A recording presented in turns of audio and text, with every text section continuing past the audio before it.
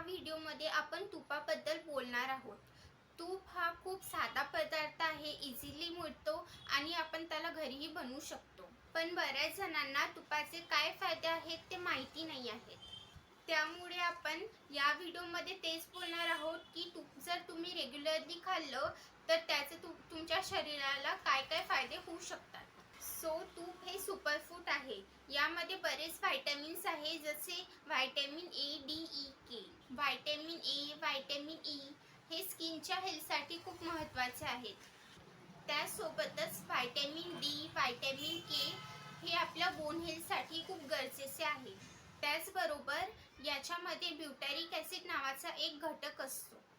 ब्युटॅरिक acid आपल्या पचनक्रियेला मदत करतं. त्यामुळे जर तुम्हाला इंडायजेशन, ब्लोटिंग, कॉन्स्टिपेशन असे आजार जर असतील तर तुम्ही रेग्युलर तूप घ्यायला पाहिजे.